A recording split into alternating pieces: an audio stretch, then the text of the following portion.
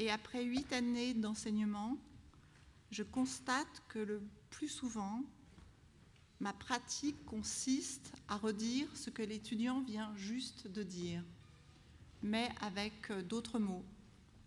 Je peux aujourd'hui dire que mon travail d'enseignante est de traduire de français en français. Donc je vais faire la même chose aujourd'hui avec Simonet. Je vais traduire 4 lignes prises dans un texte de mon collègue Simonet Frangi, du chapitre Théorie de l'art, psychologie de la forme et phénoménologie, que j'ai pris au hasard, en utilisant tout le vocabulaire qui est à ma disposition. Je ferai 2 exceptions, une exception pour le mot art et une exception pour le mot artistique, que je ne vais pas me risquer à traduire aujourd'hui. Voici les 4 lignes en question.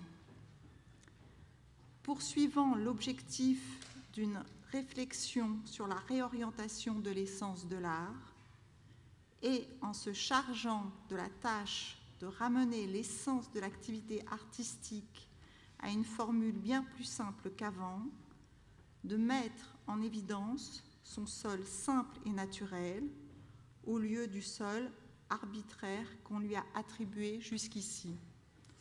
Donc, je traduis.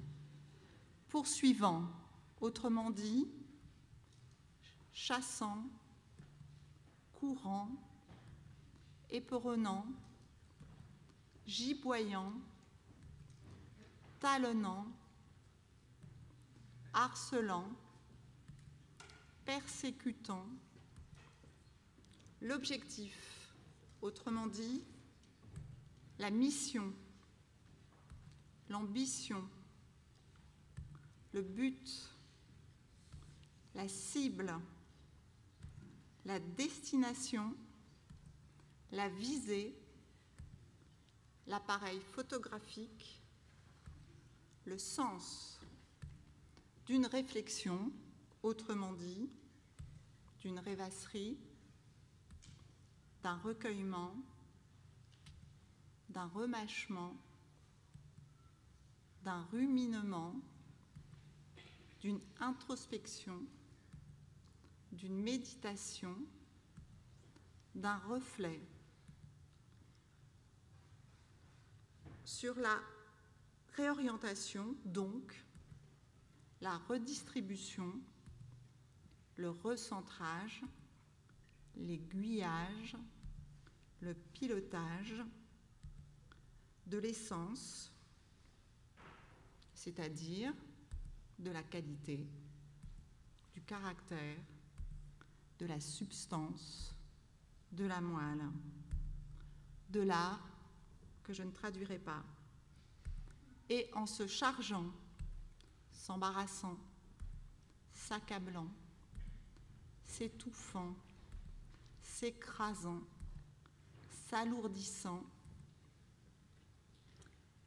de la tâche, de la besogne, de l'obligation, du boulot, du turbin, du devoir,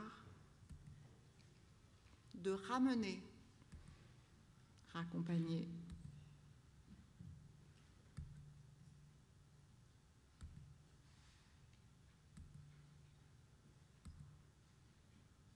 l'essence que nous avons déjà vue,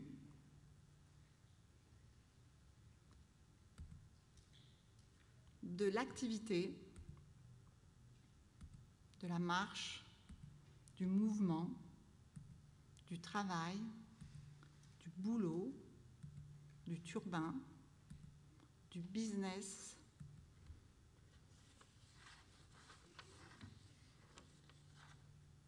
artistique, bien plus simple.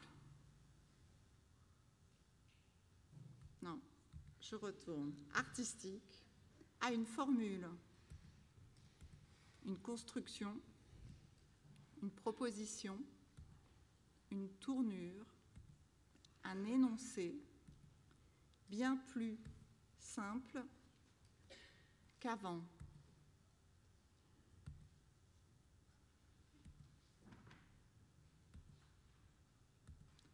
de mettre, autrement dit, de poser, d'étaler, d'appliquer, de ranger, de caser, de placer en évidence.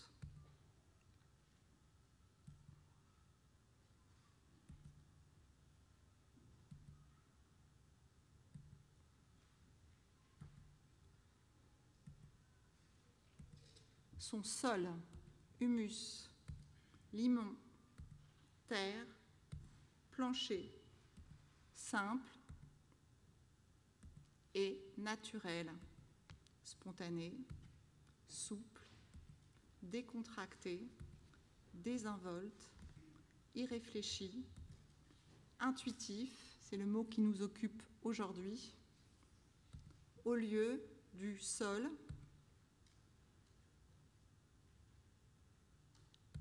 arbitraire, abusif, injuste, oppressif, autoritaire, conventionnel, subjectif, qu'on lui a attribué, alloué, octroyé, accordé, concédé, adjugé, déféré, décerné, jusqu'ici, autrement dit. Voilà, maintenant que j'ai rallongé le texte de Simonet, je vais lui passer la parole. Merci. En m'appuyant sur cette expérimentation proposée par ma collègue Antoinette, je vais vous proposer d'appréhender la notion de traduction comme un format possible de l'articulation entre la théorie, dans sa relation étroite avec les notions complémentaires de narration et récit, et la pratique. Donc théorie et pratique, comprises comme deux formes de praxis équivalentes, mais surtout comme deux formes de connaissances au même degré, intuitives, confuses et opaques. On va donc essayer de penser, d'entendre la notion de traduction, et à l'occurrence la traduction théorique d'une pratique plastique, comme un geste à la fois métaphorique et analogique, mais surtout comme le véritable lieu de rencontre et l'espace de jeu des tactiques, des connaissances pratiques et théoriques. Le débat philosophique sur la question linguistique de la traduction, de traduire, s'est toujours croisé avec le débat sociologique qui questionne la puissance éthique de la traduction, d'où sa définition en tant que paradigme d'hospitalité, mais aussi en tant qu'acte performatif qui revient à conduire ailleurs une vitalité qui repose à un endroit précis. En prenant comme point de départ ces croisements critiques entre la dérive philosophique incarnée par Paul Ricoeur et la dérive sociologique incarnée par les Cultural Studies, je vais vous proposer d'entendre la traduction à la lumière de la notion de dispositif tel qu'il est défini par Giorgio Agamben.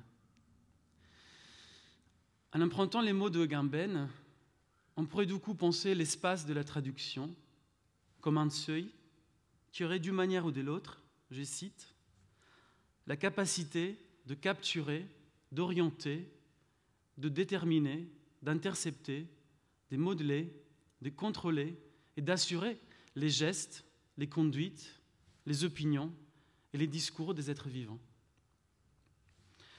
Donc cette perspective, inspirée par le concept Foucaultien du dispositif, nous pousse à penser la traduction comme un élément éminemment technologique qui permet la transition égalitaire de la pratique à la théorie et vice-versa, en s'appuyant sur le déplacement de la réception des formes artistiques et des formes théoriques dans des zones insolites et hybridées. L'interaction entre théorie et pratique n'est pas cependant dépourvue d'obstacles et de résistances. L'espace de la traduction est en fait habité par un conflit salutaire entre les deux différents paradigmes convoqués dans le processus de traduction.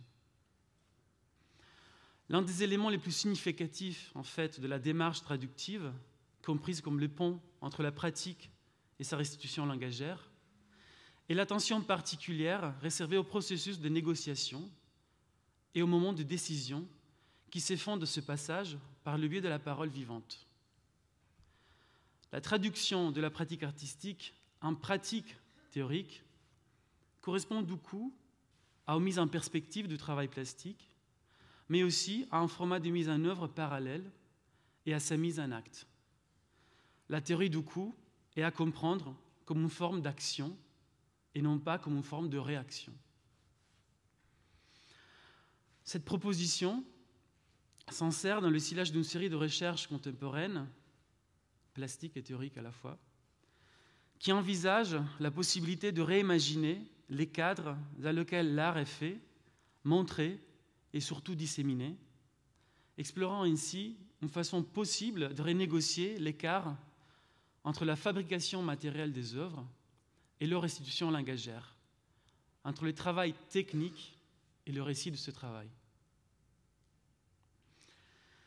Dans cette perspective que je vous propose, c'est donc dans cette perspective que je vous propose de comprendre l'expérience de la traduction théorique et langagère du travail plastique, tel qu'on l'a articulé tout à l'heure, grâce à Antoinette, comme une occasion de produire d'un côté une narration d'œuvres dans leurs multiples significations, mais surtout de produire, comme le dit très bien Judith Butler, un récit performatif de soi. Dans leur traduction langagère, théorique, les œuvres font œuvre par le récit, sans accès direct à une forme de matérialité objectuelle, statique et permanente. Elles s'activent autrement, grâce à la narration de leur auteur, et prennent forme comme des gestes verbaux adressés d'une personne à une collectivité. Cette traduction génère du coup une œuvre événement qui dure le temps de son déploiement et du déploiement de sa narration, mais aussi le temps de l'activation de l'écoute. Le choix de la parole, du coup, comme dimension de la formalisation du travail plastique, permet à l'œuvre d'art d'être réconfigurée par toutes les histoires, véridiques ou fictives, qu'un auteur décide de raconter sur lui-même et sur sa production. Cette réconfiguration fait de la vie de l'œuvre elle-même un tissu d'histoires racontées. La théorie,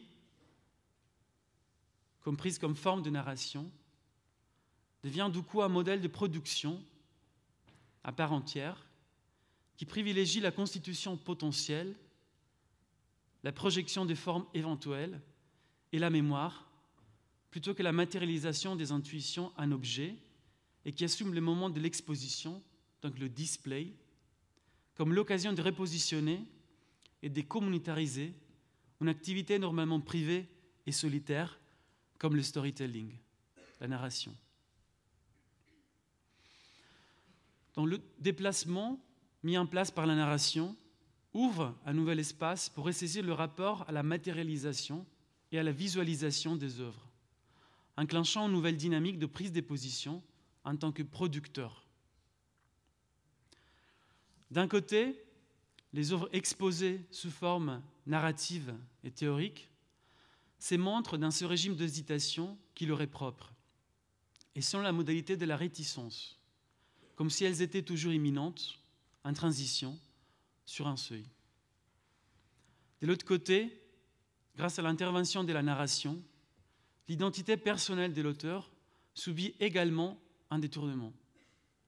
Comme le fait remarquer Ricoeur, je cite, « À la différence de l'identité abstraite du même, l'identité narrative peut inclure le changement, la mutabilité dans la cohésion d'une vie.